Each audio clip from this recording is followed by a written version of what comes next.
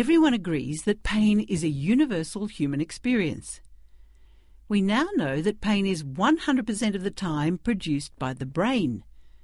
This includes all pain, no matter how it feels, sharp, dull, strong or mild, and no matter how long you've had it. You might have had it for a few weeks or months. This is called acute pain, and it's common with tissue damage, say from a back injury or ankle sprain. And generally, you'll be encouraged to stay active and gradually get back to doing all your normal things, including work. Or you might have had it for 3 months or more, and this pain is generally called persistent or chronic, because in this type of pain, tissue damage is not the main issue.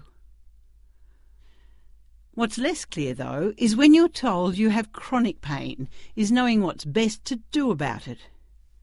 Well, in Australia, chronic pain is a really big problem. In fact, 1 in 5 people have it.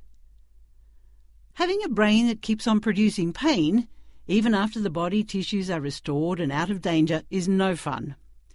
Some people say it still feels like they must have something wrong. But that's just it. Once anything dangerous is ruled out, health professionals can explain that most things in the body are healed as well as they can be by 3 to 6 months.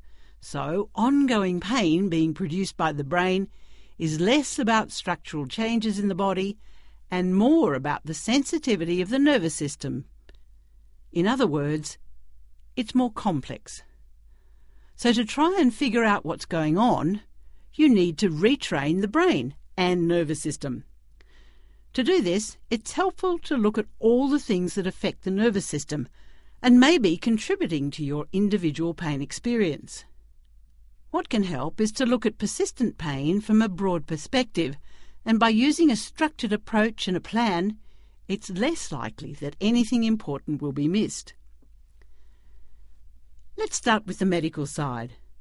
Firstly, taking medication can help, but only to a limited extent. It is the more active approaches that are necessary to retrain the brain. So using medications to get going is okay, and then mostly they can be tapered and ceased. Some people also think surgery might be the answer, but when it comes to a complex problem like chronic pain, surgery may not be helpful. So if you're thinking of surgery, it's best to get a second opinion, and remember to consider all the things. Next, it is helpful to consider how your thoughts and emotions are affecting your nervous system. Pain really impacts on people's lives, and this can have a big effect on your mood and stress levels. All those thoughts and beliefs are brain impulses too, but you can learn ways to reduce stress and wind down the nervous system. This helps with emotional well-being and can reduce pain as well. The third area to consider is the role of diet and lifestyle. Now, it turns out that our modern lifestyle might not be so good for us. In fact, what we eat and how we live may really be contributing to a sensitized nervous system. Looking at all the things like smoking, nutrition, alcohol, and activity levels, and seeing if there are any issues is a good beginning, and these things can go on your plan. Then there's often enormous value in exploring the deeper meaning of pain and the surrounding personal story. By stepping back and looking at all the things that were happening around the time the pain developed, many people with pain can make useful links between a worrying period of life and a worsening pain picture. For many, recognizing deeper emotions can be part of the healing process.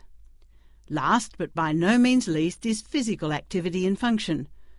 From the brain's perspective, getting moving at comfortable levels without fear and where the brain does not protect by pain is best, and you'll gradually restore your body's tissues.